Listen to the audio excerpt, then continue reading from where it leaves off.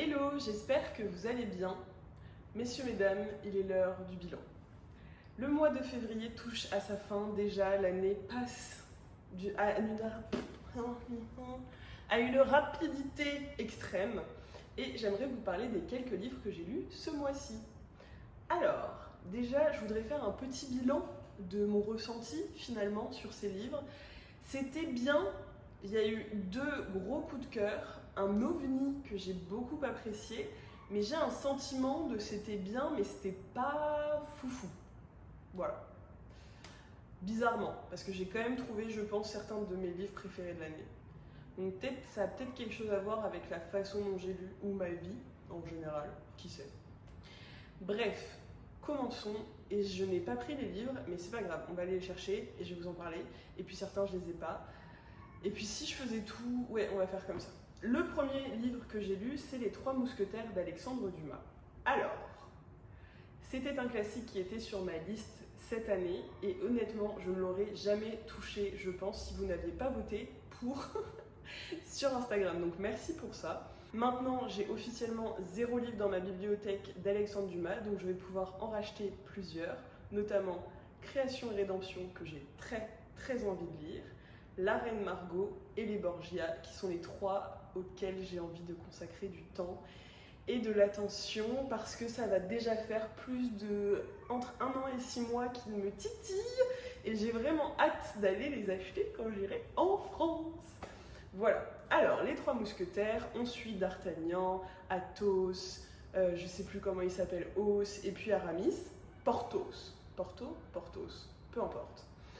Ils sont 4, 3 mousquetaires, et le jeune D'Artagnan qui est comparé à Don Quichotte, ce qui m'a aussi donné envie de le lire, mais bref. Revenons à nos plumes, nos capes et nos épées. Donc, nos 4 personnages sont absolument absurdes. Ce livre est une comédie à laquelle je ne m'attendais pas du tout. J'ai commencé le livre en l'annotant, en me disant « Oh là là, ça va parler des valeurs, des gens qui se battent, etc. pour la France et pour le cardinal et pour le roi et tout. » Oui et non.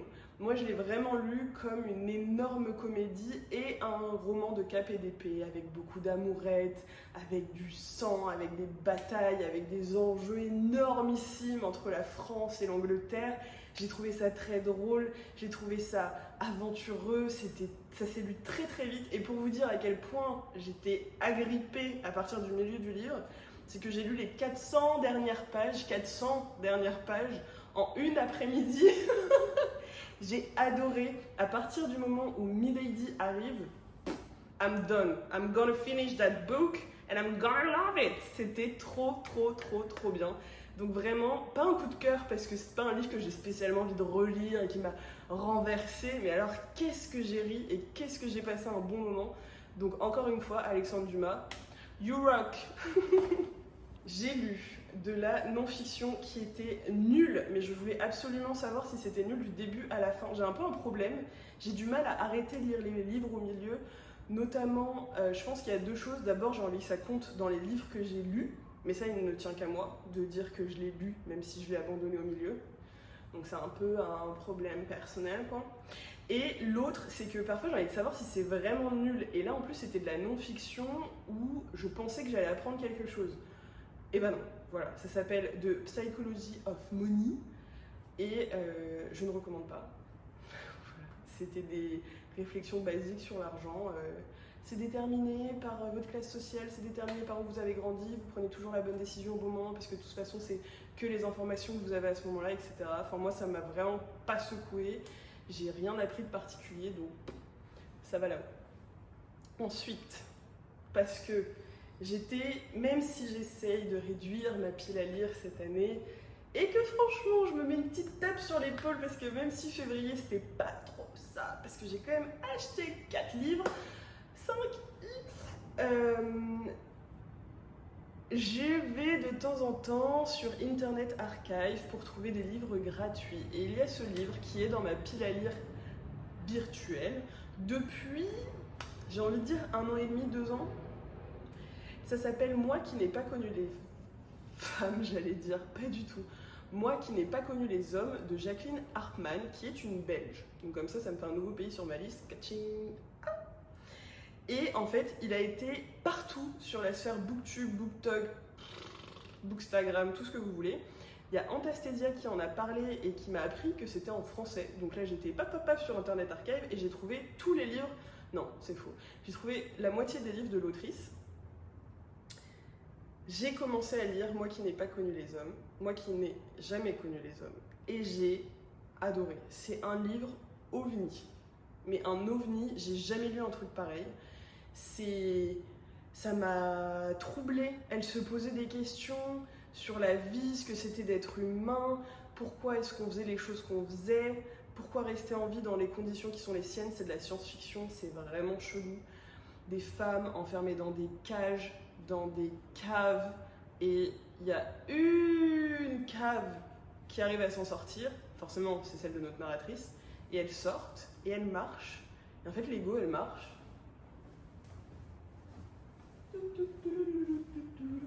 elles marchent, elles mangent, forcément parce qu'elles ont besoin d'amour, elles vont sortir entre elles, mais il n'y a pas d'homme, il n'y a rien, tout est au féminin, tout est bizarre, j'avais l'impression d'être dans un nuage de fumée, et à la fois les réflexions que ça m'a apporté étaient tellement puissantes sur qui on est, tout simplement, comment s'accepter, comment se fondre dans le monde dans lequel on est-ce qu'on doit regretter ou pas le passé, ce qui fait de notre vie ce qu'elle est ce qu'on a vécu vraiment quand tout a changé autour de nous. Enfin, c'était waouh, c'était vraiment waouh. Ce livre était génial. Je comprends qu'il ait autant de hype. Je vous recommande d'aller le lire sur Internet Archive. Il est gratos en plus, donc c'est super. Il fait 192 pages et ça se lit très bien. Je pense que je l'ai lu en 2 jours.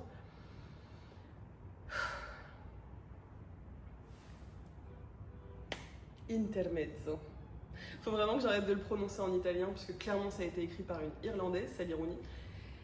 Coup de cœur, avec moi qui n'ai pas connu les hommes et un autre dont je vous parlerai après. Je suis désolée mais il fait vraiment très très chaud.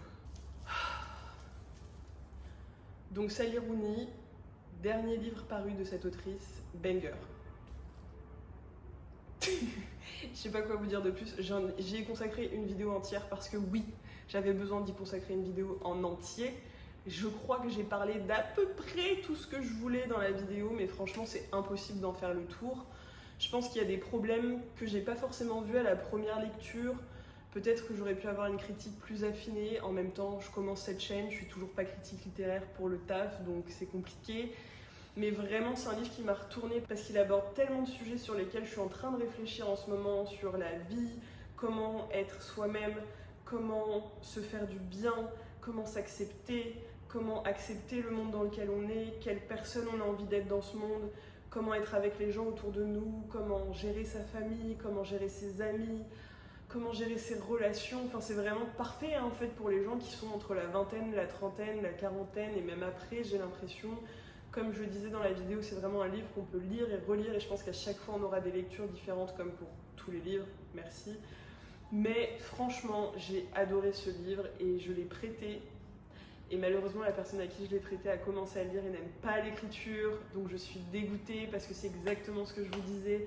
Moi, ça ne m'a pas dérangée, mais bon, c'est un fait. Voilà, je suis désolée. Le premier chapitre est compliqué. On suit la réflexion de Peter. Je vous ai même pas dit de quoi ça parlait. On suit la réflexion de Peter qui est un peu saccadée. Mais pour vous faire un petit résumé, Peter est le frère de Ivan, génie des échecs, avocat, et ils sont chacun en couple avec des femmes où il y a des écarts d'âge de 10 ans et plus. Donc, mais en fait, justement, toute l'histoire du livre, c'est comment être au monde, comment apprendre à accepter les gens, comment ne pas se juger quand on est dans des relations qu'on jugeait avant, quand on est à l'extérieur. Donc en fait, c'est un miroir qu'on met vers vous, lecteurs, et c'est troublant.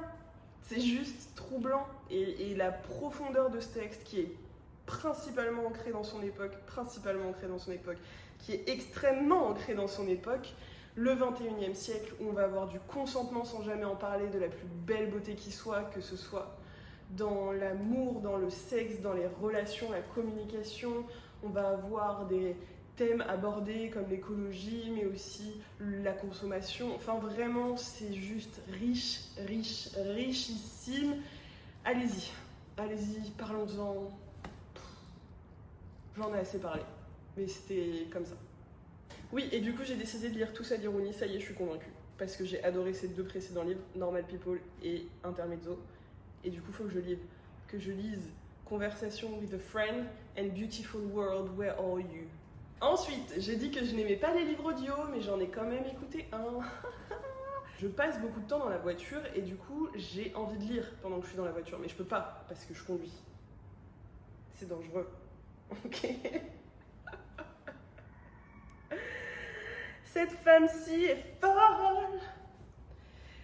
Et il y avait un livre qui traînait dans ma pile à lire virtuelle, encore une fois, depuis longtemps, qui s'appelle Educated, de Tara Westover. Et en fait, c'est une femme qui a reçu une éducation mormone aux États-Unis, et donc elle n'a pas été à l'école. Pourquoi? Je ne sais pas. Si, je sais maintenant, parce que ses parents sont fous. Son père est un survivaliste dans tous les clichés qu'on peut imaginer. Il ne croit pas en l'école, il ne croit pas en l'État, il ne croit pas en la médecine. Donc là-bas, on se casse des os, on se fait des accidents, on a des traumas crâniens, etc. C'est pas grave. Dieu va pourvoir, c'est ok. Mais le pire dans cette histoire, c'est que l'histoire lui donne raison au type. Donc il est validé tout le temps dans sa folie, j'ai envie de dire. Il est totalement validé dans sa folie. Bref. J'ai écouté cette histoire, ça m'a pas... Il y avait des gens qui disaient que ce mémoire était incroyable, que vraiment ça les a émus, machin. En vrai, c'est quelque chose qu'on sait aux États-Unis, ils sont pas obligés d'aller à l'école. Les Mormons, ils s'en foutent. Il y en a plein qui sont dans une extrême... Qui suis-je pour juger? Mais bon, c'est bête, quoi. Qui suis-je pour juger? Mais non, c'est bête, quoi. Enfin bref, moi je trouve qu'ils sont un peu dans une extrême, c'est-à-dire tu vas pas chez le médecin, tu vas pas à l'école, t'éduques pas tes enfants, tu leur donnes pas une chance de réussir dans la vie. Pourquoi t'as des enfants? Donc ça m'a un peu énervée. Par contre, Tara est impressionnante parce elle va réussir sa vie, elle va réussir à avoir des bourses pour aller à Harvard, à Cambridge, à Oxford. Voilà, la meuf est un génie, donc félicitations à elle. Heureuse pour elle qu'elle en soit sortie. C'était un peu triste de voir la résultante avec sa famille, puisqu'au final, ils vont plus trop être copains-copains, quoi. Donc c'était un bon livre, je l'ai trouvé sur YouTube, lu par une dame qui fait des lectures, chapitre par chapitre, voilà, c'était sympa. C'était pas non plus un énorme coup de cœur. Voilà. Mais après toute cette littérature très Europe et États-Unis, d'ailleurs, je crois que j'en peux plus de lire sur les États-Unis, je sais pas si vous êtes pareil, mais il y a tellement de livres écrits par des Américains et de leur histoire et tout, j'ai l'impression qu'ils nous inondent de leurs histoires. Et c'est chiant parce que c'est hyper intéressant, vraiment il y a plein de livres que j'ai envie de lire et je pourrais en faire une liste non exhaustive puisqu'il y a des nouvelles sorties et parce qu'en fait c'est eux qui ont aussi le marché des applications qui permettent de suivre nos lectures. Booktube, c'est beaucoup des Américains, etc. Donc il y a beaucoup de recommandations que j'ai qui viennent d'auteurs, enfin de livres d'auteurs américains, américaines. Mais j'avais envie d'autre chose. Et puis la France, en fait, je me rends compte que j'ai pas tellement de livres français, pas forcément écrits en français, mais écrits par des Français, vraiment.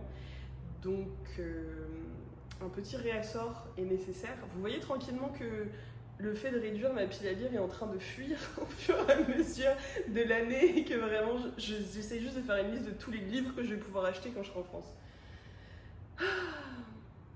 I miss you, la France. Du coup, j'ai eu envie de lire des livres qui me trottaient dans la tête qui sont de 2 autrices nigérianes et d'une autrice camerounaise. Donc je vais vous faire un petit vlog, lire l'Afrique, enfin, toujours plus. J'ai lu 2 pays, voilà, on se détend. Mais j'aimerais bien d'ailleurs faire ce challenge. Je le fais de façon non officielle. Oh là là, je m'égare. C'est terrible. On en reparlera. Bref, je vous ai fait un petit vlog lecture au cours duquel on lit 3 livres. 2 autrices nigérianes, une autrice camerounaise, anglophone. Voilà, je vous invite à aller regarder le vlog. Après, bien sûr, cette vidéo. Le premier, ça s'appelle Only Big Bum Bump Matters Tomorrow. Donc, seules les grosses fesses compteront demain, qui est une critique sociale de la chirurgie esthétique au Nigeria. Et en fait, je dis ça mais j'ai pas trouvé que c'était une critique sociale. Et en regardant la vidéo, en montant la vidéo, je me suis même dit, il y a tellement de questions que j'avais qui n'ont... La question, elle est vite répondue, quoi. J'avais tellement de questions auxquelles on n'a jamais eu de réponse que ça m'a frustrée. Donc, j'ai bien aimé l'histoire des personnages, les suivre dans leur développement, mais alors après, dans la réalisation du texte, même si c'est bien écrit, je pense que la plume peut encore s'améliorer, c'est son premier livre. Avant, elle avait fait une collection d'histoires courtes. Mais je sais pas, un peu déçue, ça aurait pu être tellement plus poussé. L'autre livre qui a été 100% un coup de cœur, mais là 5 étoiles, préféré de l'année, je pense, on en reparlera, mais il y a des livres comme ça qui me touchent et quand je les finis, j'y repense et j'y repense et j'y repense et là j'ai envie d'aller le refeuilleter pour retourner dans les notes et voir un peu plus l'évolution, le développement, le style d'écriture. C'est un livre de Chikwa Unigwe qui s'appelle The Middle Daughter, donc la fille cadette. Et on va suivre l'histoire donc de la fille cadette de cette famille de 5 qui a un papa, une maman, une grande sœur et une petite sœur. Et il y a tellement de sujets qui sont abordés dans ce livre. En plus là, je viens d'écouter une interview de l'autrice qui est juste trop intéressante. En fait, j'arrive pas à me contenir pour vous dire des trucs. J'ai trop de choses à dire. C'est insupportable. Voilà. Bon.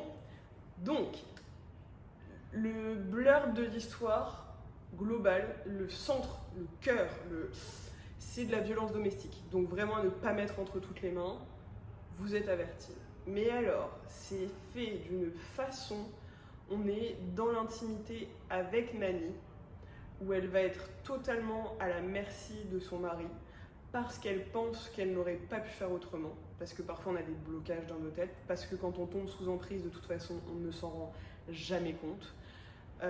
Et parce que c'est un sujet beaucoup trop vaste pour que moi je puisse en dire quelque chose, mais en tout cas c'est vraiment très bien fait dans ce livre parce que nous on le voit, parce qu'on est lecteur, parce qu'on est extérieur, parce qu'on n'est pas dans sa situation, parce qu'on n'est pas nigériane, parce qu'on n'a pas reçu son éducation, parce qu'on n'a pas ses parents. Mais Nani qui vient d'une famille nigériane, classe moyenne plutôt supérieure, qui gagne quand même beaucoup d'argent, elle a une belle maison, accès à une bonne éducation. Elle a le passeport américain et le passeport nigérien, ça veut dire qu'elle va pouvoir aller faire des études à l'étranger. Elle a tout. Mais elle va subir 2 deuils. Et en fait, ces 2 deuils vont ruiner totalement son intériorité, j'ai l'impression. Et elle va tomber dans une relation de violence domestique. Voilà. C'est très dur à lire, franchement, mais en même temps, c'est fait avec délicatesse. Je saurais pas trop vous expliquer comment elle a réussi, l'autrice. Et c'était hyper intéressant parce que dans l'interview, en fait, elle disait « Je ne connais pas mes personnages, je m'assois avec eux et je raconte leur histoire comme eux me la racontent. » Et elle dit « Ça paraît un peu wouhou, un peu fou, mais d'un autre côté, j'arrive à l'imaginer parce que je vois pas comment elle aurait pu faire autrement, à part si elle a subi ce genre de vie, mais il faudrait qu'elle ait subi aussi toutes les vies qu'elle raconte autour. » C'était franchement merveilleux et donc dans cette violence domestique qui est vraiment compliquée à lire, il y a toutes les violences, mais Nani elle va se retrouver mère très jeune avec un mari qui est obsédé par la religion chrétienne, qui est dans une église évangéliste, ce qui existe beaucoup sur le continent, en tout cas dans les pays dans lesquels j'ai vécu, qui est un vrai sujet et il se sent une obligation d'éduquer sa femme. J'ai beaucoup de mal à prononcer ces mots parce que c'est pas du tout des choses auxquelles je crois. C'est pas du tout ma façon de voir les choses, donc même de le dire, juste ça me coûte, mais vraiment, en fait, Ephraim, qui malgré son très joli prénom, va être un personnage absolument imbuvable. Moi, je le déteste vraiment du plus profond de mon cœur. Ce livre, j'ai trouvé dans la rédaction, il respecte énormément l'intimité de Nani parce qu'en fait, elle va nous dire que ce qu'elle souhaite. Elle va nous dire uniquement ce qu'elle souhaite nous dire. Et en fait, au fur et à mesure, quand elle va réussir... Il faut quand même que je vous dise qu'elle s'en sort. Parce que franchement, ces livres que j'ai lus là, les Nigérians, je vous adore, mais franchement, on a envie de mourir à la fin de vos bouquins. L'intimité est traitée avec une plume absolument magnifique. J'ai trouvé qu'on était dans la tête de Nani, dans son corps. J'étais stressée. C'est un huis clos pendant les 80% du livre. C'était très difficile à lire. Et franchement, quand on voit la lumière au bout du tunnel, laissez-moi vous dire que tout le monde respire. Voilà. Donc ça, c'est un banger, je vous le recommande uniquement si vous êtes dans les bonnes dispositions mentales. Mais franchement, 100%. Et encore une fois, c'est la même maison d'édition que celle qui a écrit un de mes bangers dont je ne vais pas parler. Masobé. J'ai trop envie d'aller voir cette usine, j'ai envie de voir comment ils arrivent à faire de l'édition en Afrique parce que franchement, un jour ce sera peut-être un truc dont je vous parlerai, mais les livres sont moches, les livres sont mal faits, les pages ne sont pas coupées, enfin c'est une cata. Et eux, vraiment au-dessus du lot quoi. Donc voilà. Bref, changeons de registre. Ensuite j'ai lu Ces lettres finissent en larmes de l'auteur camerounaise anglophone Moussi Tedji Xavier. Je sais pas comment on prononce. Fantastique. Voilà, c'est bon. Non, alors ensuite deux personnages, Fatih et je me souviens plus de son prénom parce qu'il était très compliqué. Bessem, c'était pas si compliqué, je l'avais juste jamais entendu. Donc Fatimatou et Bessem qui sont amoureuses, donc c'est un peu le pendant lesbien de. Et du coup, j'ai trop aimé, j'ai trouvé ça hyper intéressant de voir les scènes de vie du Cameroun anglophone, de voir la pression de la guerre civile, tout en montrant le quotidien qui s'est construit autour, parce que de toute façon, comme elle le dit très bien dans le livre, quand on est habitué à l'horreur, on devient imperméable en fait.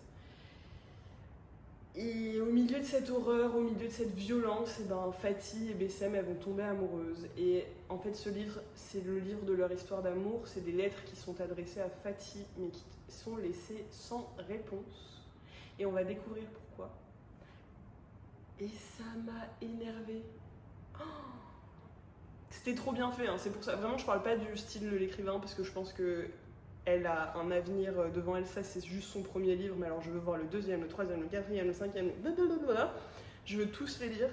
Et juste. Ah, ça m'a énervée. J'avais envie de fracasser, tu vois, là, à la fin. J'avais envie de les lire, j'avais envie de les jeter. Parce qu'en fait, ça se finit trop mal. Trop mal. Pourquoi vous faites ça, mon petit cœur? Donc, voilà. Du coup, en vengeance de tous ces livres horribles, où clairement, on parle que des traumas qui sont infligés aux femmes au Nigeria et au Cameroun. Alors, si vous êtes gay, mon Dieu, pardon, mais... Bref, donc beaucoup, déjà, shout out aux auteurs, aux autrices qui parlent de ces sujets et qui habitent encore dans les pays.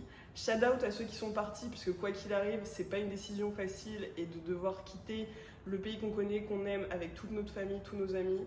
Et justement, dans ces lettres finissent en larmes, j'ai trouvé que c'était très beau parce qu'en fait, elle réécrivait des scènes qui auraient pu se passer si les choses étaient acceptées et qui sont des moments de vie juste trop beaux. Voilà, tous ceux à côté de quoi on passe. Ça aurait pu s'appeler comme ça, ce livre. Tous ceux à côté de quoi on passe. C'était très dur, mais c'était vraiment très beau. J'ai kiffé ma race. Voilà.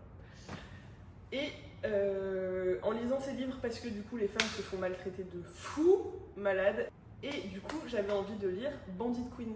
C'est l'histoire d'une femme en Inde dont le mari disparaît. Et parce que son mari disparaît, toutes les femmes pensent qu'elle l'a tué. Et en fait, le prémisse de l'histoire, c'est parce qu'elles pensent qu'elle a tué son mari, elles vont toutes aller la voir et lui dire « Viens m'aider à tuer le mien ». Donc j'ai trop envie de lire ça, juste pour voir la vengeance derrière, vous voyez ou pas? Donc je pense que je vais le lire, en fait, puisque pareil, il est sur ma TBR virtuelle depuis des années. Non mais bref, ouais, il est sur ma pile à lire depuis longtemps, et là je pense que c'est le bon moment, parce que j'ai besoin un peu d'une histoire de vengeance. Voilà. Et après, j'ai lu un tout petit livre que j'ai trouvé nul. Ça s'appelle Assembly de Natasha Brown. Donc c'est une Britannique qui nous raconte... Je l'ai trouvé nul, mais en même temps le sujet est important. Et c'est quelque chose auquel j'arrive pas trop à me raccrocher, mais je sens qu'il y a... Je sais que ça existe, mais...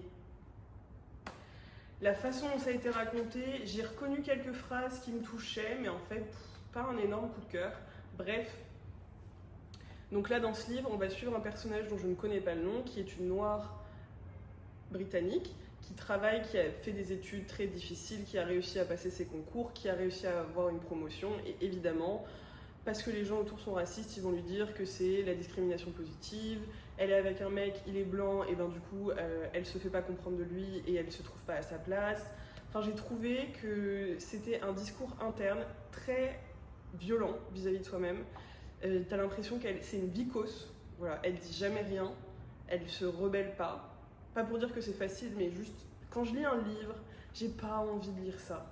Voilà, en tout cas moi, j'ai pas envie de lire ça. Conclusion. Donc un mois pas ouf, mais quand même des gros bangers. Intermezzo incroyable, Moi qui n'ai pas connu les hommes incroyable, The Middle Daughter incroyable. Vraiment ces trois-là gravés dans la roche.